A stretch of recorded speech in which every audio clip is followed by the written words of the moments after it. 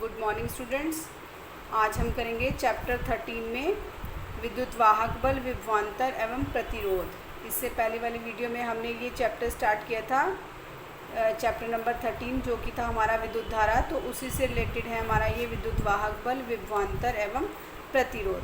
तो विद्युत वाहक बल क्या होता है कि पूरे परिपथ में, यहाँ लिखा है संपूर्ण परिपथ, चाहे वो बाहरी हो चाहे वो आंतरिक हो, तो संपूर्ण परिपथ में एक कूलाम आवेश बेटा मैंने बताया था जो हमारी धारा होती है वो होती है I = Q/T, कि कितना आवेश जो है वो कितने समय में प्रवाहित हो रहा है, वहाँ से हम I जो है इलेक्ट्रिक करंट यानी कि धारा निकालते हैं। तो Q जो है वहाँ पर आवेश बताया गया है, तो आवेश का जो हमारा मात्रक होता है वो होता है कूलाम। तो संपूर्ण परिपथ में एक कूलाम आवेश प्रवाहित होने के लिए सेल को जितनी ऊर्जा चाहिए होती है उसे हम क्या कहते हैं, सेल का विद्युत वाहक बल कहते हैं। ये डेफिनेशन बेटा आपको लर्न करनी है विद्युत वाहक बल के लिए, कि संपूर्ण परिपथ चाहे वो बाहरी है चाहे वो आंतरिक है में एक कूलाम आवेश प्रवाहित होने के लिए सेल से जो ऊर्जा प्राप्त होती है उसे हम सेल का विद्युत वाहक बल कहते हैं। इसका मात्रक होता है बेटा जूल प्रति कूलाम, क्योंकि जो हमारी ऊर्जा है वो हमें जूल में मिलेगी, और जो हमारा ये आवेश यहाँ पर यूज़ हो रहा है आवेश का मात्रक कूलाम होता है, इसलिए इसका मात्रक हो जाएगा जूल प्रति कूलाम, या जूल प्रति कूलाम को हम वोल्ट भी लिख सकते हैं। उसके बाद है हमारा विभवांतर। विभवांतर को हम पोटेंशियल डिफरेंस भी बोलते हैं इंग्लिश में। विभवांतर क्या होता है, एकांक आवेश को चालक के एक सिरे से दूसरे सिरे तक प्रवाहित होने में जो व्यय ऊर्जा है उसको चालक के सिरों का विभवांतर कहते हैं। मान लीजिए ये हमारे 2 पॉइंट्स हैं, तो हमें एक आवेश को ये चालक के 2 सिरे हैं, एक आवेश को यहाँ से लेकर यहाँ तक लेकर जाना है। तो आवेश को चालक के एक सिरे से दूसरे सिरे तक प्रवाह होने में व्यय ऊर्जा, जितनी भी ऊर्जा खर्च हो रही है यहाँ से यहाँ तक उसको लेके आने में, उसको क्या कहा जाता है, चालक के सिरों का विभवांतर, यानी कि इसके सिरों के बीच का विभवांतर कहा जाता है। विभवांतर को बेटा हम V से डिनोट करते हैं। V बराबर व्यय ऊर्जा, यानी कि कितनी ऊर्जा हमारी खर्च हुई है और उस आवेश को ले जाने में दोनों सिरों के बीच में, तो व्यय ऊर्जा बटे प्रवाहित आवेश, यानी कि इस आवेश को इस सिरे से इस सिरे तक ले जाने में जो हमारी ऊर्जा खर्च हुई है उसको हम कहते हैं विभवांतर। तो ये डेफिनेशन आप लर्न करोगे, ये इसका हमारा फॉर्मूला है। तो अगर व्यय ऊर्जा यानी कि जो जूल में, यानी कि इतना कार्य हुआ है हमारा, उसको हम W ले लें, और जो हमारा प्रवाहित आवेश है उसको हम Q ले लो, तो विभवांतर क्या हो जाएगा हमारा, V/Q के इक्वल हो जाएगा। ये इसका फॉर्मूला है शॉर्ट में, जिसको हम न्यूमेरिकल्स में यूज़ करेंगे। तो विभवांतर V बराबर W/Q। तो इसको आपने लर्न करना है, ये लर्न करना है, और इसकी डेफिनेशन लर्न करनी है। ये आपकी डेफिनेशन हो गई। इसमें हमने लिख दिया विभवांतर बराबर व्यय ऊर्जा बटे प्रवाहित आवेश, और फिर इसको हमने डिनोट कर दिया इसके संकेतों से। तो ये V हो गया विभवांतर, W हो गया हमारी व्यय ऊर्जा, और Q हो गया हमारा आवेश। तो V = W/Q, यहाँ से हमारा विभवांतर निकलेगा। उसके बाद है हमारा प्रतिरोध। प्रतिरोध क्या होता है बेटा, प्रतिरोध से ही आपको थोड़ा सा समझ में आ रहा होगा। प्रतिरोध यानी कि किसी का विरोध करना। तो जब किसी चालक में विद्युत धारा प्रवाहित होती है, जब इलेक्ट्रिक करंट पास होगा किसी भी चालक में, तब चालक उसके प्रवाह में रुकावट डालता है, तो चालक उसको रोकने की कोशिश करता है। तो चालक का वह गुण, यहाँ से आप नोट करोगे इसकी डेफिनेशन, चालक का वह गुण जिसके कारण उसमें प्रवाहित होने वाले आवेश के प्रवाह में अवरोध उत्पन्न होता है, वो चालक का प्रतिरोध कहलाता है। यानी कि चालक क्या करेगा, उस प्रवाहित आवेश को रोकने के लिए अवरोध उत्पन्न करेगा, उसका विरोध करेगा, ताकि वो आवेश जो है उसमें प्रवाह ना हो। तो चालक का यही गुण जो है जिसके कारण वो प्रवाहित होने वाले आवेश में प्रवाह का विरोध कर रहा है कि उसका जो आवेश का प्रवाह है वो उस साइड नहीं होना चाहिए, उसमें अवरोध उत्पन्न कर रहा है, उसका विरोध कर रहा है, उसको हम क्या कहते हैं, चालक का प्रतिरोध कहते हैं। और प्रतिरोध को हम किससे डिनोट करते हैं, R से डिनोट करते हैं। और इसका जो मात्रक होता है वो क्या होता है, ओम होता है। तो जब किसी चालक में विद्युत धारा प्रवाहित होती है तो चालक उसके प्रवाह में रुकावट डालता है। हम कोई कार्य करते हैं बेटा तो कई बार उसमें कई रुकावटें आती हैं। तो ऐसे ही इसमें जब चालक में जो चालक का ऐसा गुण है जिसके कारण वो उसमें विरोध उत्पन्न कर रहा है। जैसे हम बॉल फेंकते हैं तो थोड़ी देर बाद जाकर बॉल जो है वो रुक जाती है। वो किसकी वजह से रुक जाती है, वो फर्श के घर्षण बल की वजह से रुक जाती है। तो फर्श के घर्षण बल में क्या किया, उस बॉल का वो चलने का विरोध किया, उसका विरोध, उसमें विरोध उत्पन्न कर दिया, उसको रोकने की कोशिश की, जिसकी वजह से वो बॉल रुक जाती है। तो ऐसे ही चालक का वह गुण जिसके कारण वो प्रवाहित आवेश जो है, जिसका आवेश का प्रवाह हो रहा है, वो उसमें अवरोध उत्पन्न कर रहा है, उसका ये गुण जो है वो क्या कहलाता है, प्रतिरोध कहलाता है। इसको हम R से डिनोट करते हैं। और इसका जो मात्रक होता है वो क्या होता है, ओम होता है।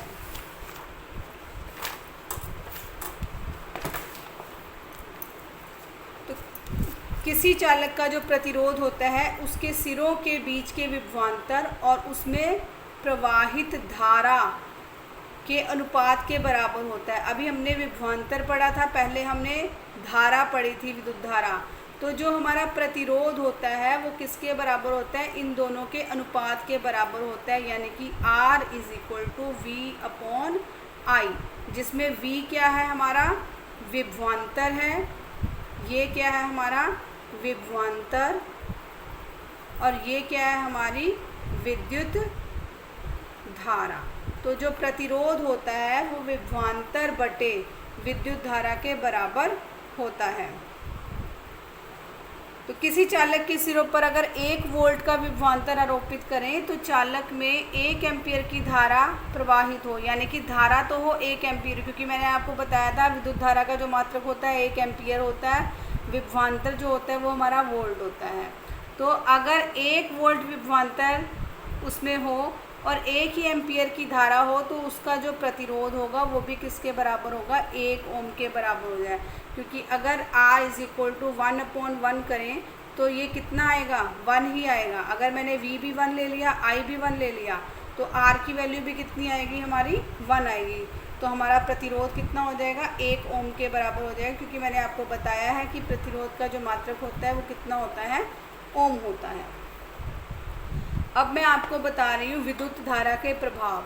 विद्युत धारा के कौन कौन से प्रभाव होते हैं, 3 प्रकार के प्रभाव होते हैं। एक ऊष्मीय प्रभाव, दूसरा चुंबकीय प्रभाव और तीसरा रासायनिक प्रभाव।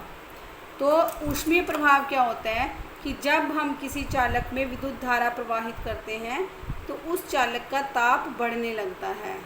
जैसे मान लो हमने स्विच ऑन किया और प्रेस लगा दी, तो थोड़ी देर बाद प्रेस की जो प्लेट होती है जिससे हम कपड़े प्रेस करते हैं वो गर्म हो जाती है। तो वहाँ पर विद्युत धारा प्रवाहित करने पर उसका ताप बढ़ गया।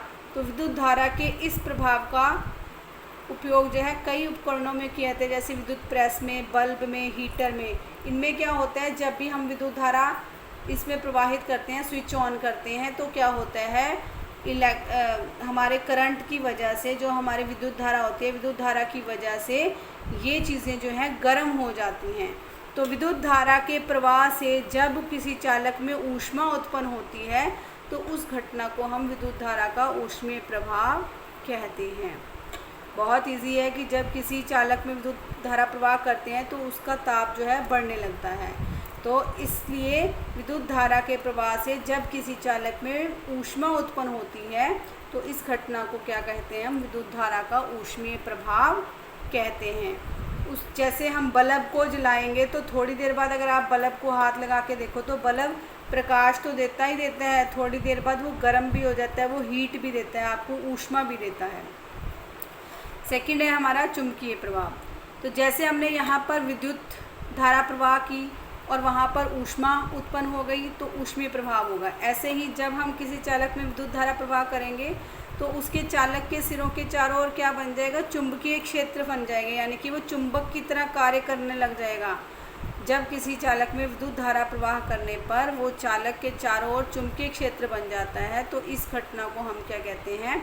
विद्युत धारा का चुंबकीय प्रभाव कहते हैं। तो एमीटर वोल्टमीटर का जो कार्य होता है, कार्य प्रणाली होती है, वो विद्युत धारा के चुंबकीय प्रभाव पर ही आधारित होती है। तो ऊष्मीय प्रभाव में ऊष्मा उत्पन्न होगी विद्युत धारा की वजह से, चुंबकीय प्रभाव में विद्युत धारा की वजह से चुंबकीय प्रभाव यानी कि चुंबकीय क्षेत्र बन जाएगा चालक के चारों ओर, तो उसको हम चुंबकीय प्रभाव कहेंगे। तीसरा है हमारा रासायनिक प्रभाव। रासायनिक प्रभाव क्या होगा? कुछ द्रव होते हैं जैसे नमक का घोल हो गया, अम्ल और क्षार का जलीय विलयन होगा। अम्ल और क्षार क्या होते हैं? जितनी भी खट्टी चीज़ें होती हैं उनको हम अम्ल कहते हैं। जैसे हमारा नींबू हो गया, संतरा हो गया, इमली होगी, तो ये सारे हमारे अम्लीय पदार्थ हैं। क्षार क्या हो गया? जितने भी हमारे कड़वे या पदार्थ होते हैं वो क्षार होते हैं। जैसे अगर किसी ने साबुन का टेस्ट किया हो तो वो जो होता है हमारा क्षार होता है, वो थोड़ा कड़वेपन में होता है। तो अम्ल और क्षार का जलीय विलयन हो, यानी कि अगर हम नींबू को पानी में घोल दें तो वो अम्ल का जलीय विलयन हो जाएगा, और अगर हम सर्फ़ को, जो आप कपड़े धोने में यूज़ करते हैं, सर्फ़ को या साबुन को पानी में घोल दो तो वो क्षार का जलीय विलयन बन जाएगा। तो नमक का घोल अम्ल और क्षार का जलीय विलयन आदि में अगर हम विद्युत धारा प्रवाहित करते हैं तो वे विघटित हो जाते हैं। विघटित होना यानी कि टूटना, तो वे अपने अवयवों में टूट जाते हैं, यानी कि अलग अलग हो जाते हैं। तो उनमें रासायनिक क्रिया होती है, वो रासायनिक क्रिया की वजह से ही टूट जाते हैं। तो इस घटना को हम कहते हैं विद्युत धारा का रासायनिक प्रभाव। तो विद्युत ऊर्जा की वजह से ही वो उसका जो चेंज हो रहा है वो टूट रहा है, विद्युत धारा की वजह से ही वो अपने अवयवों में टूट रहा है, विघटित हो रहा है। तो जब विद्युत धारा प्रवाहित करने पर हमारे जो द्रव हैं उनमें जो पदार्थ होते हैं वो टूट जाते हैं, यानी कि जैसे नमक का घोल है तो वो नमक और पानी दोनों में विघटित हो जाएगा। तो उस क्रिया को हम क्या कहते हैं? उस घटना को हम क्या कहते हैं? विद्युत धारा का रासायनिक प्रभाव कहते हैं। एक बार फिर से समझा रही हूँ कि कुछ द्रव होते हैं जैसे नमक का घोल हो गया या अम्ल का घोल हो गया, क्षार का हो गया, अगर हम इन चीज़ों में विद्युत धारा प्रवाहित करें, विद्युत धारा प्रवाहित करने पर वे टूट जाते हैं अपने अवयवों में, जो उनमें चीज़ें होती हैं वो अलग अलग हो जाती हैं। तो वो किसकी वजह से होती हैं? उसमें रासायनिक क्रिया होने की वजह से होती हैं। इसलिए इस घटना को हम कहते हैं विद्युत धारा का रासायनिक प्रभाव।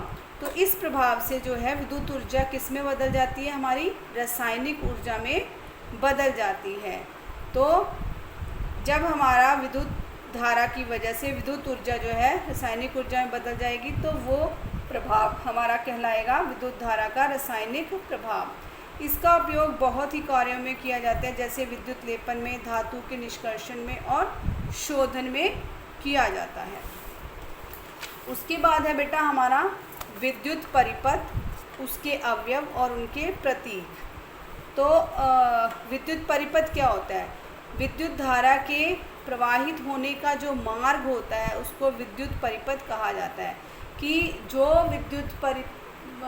विद्युत धारा आपके घर में आ रही है वो जिस मार्ग से होकर आ रही है, जैसे बाहर से मेन स्विच से आपके कमरे तक वो जो विद्युत धारा है, इलेक्ट्रिक करंट है, वो जिस मार्ग से होकर आता है उसको हम क्या कहते हैं? विद्युत परिपथ कहते हैं। तो विद्युत धारा के प्रवाहित होने का जो मार्ग है उसको हम विद्युत परिपथ कहते हैं। ये इसकी डेफिनेशन है। विद्युत परिपथ विभिन्न प्रकार के विद्युत उपकरणों और यंत्रों का एक बंद संयोजन होता है, यानी कि उसमें बहुत सारी चीज़ें आती हैं, जैसे बल्ब आ गया, स्विच आ गया, जिस स्विच को हम ऑन ऑफ करके अपनी चीज़ों को चलाते हैं और बंद करते हैं। तो विद्युत परिपथ बनाते समय हमें जो चीज़ें यूज़ करते हैं उन चीज़ों के इन्होंने यहाँ पर नाम भी दिए हुए हैं और संकेत भी दिए हुए हैं। तो आप सभी को ये टेबल जो है लर्न करना है, इसमें से आपको पेपर में ज़रूर आएगा। जैसे हम पूछ सकते हैं कि विद्युत सेल का संकेत बताइए, तो आपको ये बनाना पड़ेगा। यहाँ पे एक बड़ी लाइन और एक छोटी लाइन, और बड़ी लाइन के साथ प्लस और यहाँ पर माइनस। ऐसे ही बैटरी में आपको ये बड़ी छोटी बड़ी छोटी बड़ी छोटी ये 2-3 बार दिखाना पड़ेगा, क्योंकि बैटरी में क्या होते हैं 2 या 2 से अधिक सेल जो है वो यूज़ में लाए जाते हैं। ऐसे प्रतिरोध तार का हमारा ये संकेत होता है, विद्युत बल्ब का ये होता है कुंजी, यानी कि वो जो हम बटन को स्विच बटन से ऑन ऑफ करते हैं उसको हम यहाँ पर कुंजी बोलते हैं। तो उसको हम ऐसे भी बनाते हैं परिपथ में, ऐसे भी बनाते हैं। एमीटर का साइन हमारा ऐसा होता है, वोल्ट मीटर का ऐसा होता है, और धारा नियंत्रक को हम इस प्रकार से बनाते हैं। तो आपको ये टेबल जो है वो लर्न करना है, क्योंकि इनमें से आपको एग्ज़ाम में बनाने के लिए आ सकते हैं कि आप विद्युत बल्ब का या एमीटर का जो संकेत है यहाँ पर बनाकर दिखाइए। तो आज आप को मैं यहीं तक करवाऊँगी। नेक्स्ट वीडियो में हम स्टार्ट करेंगे विद्युत चालक और विद्युत रोधी पदार्थ।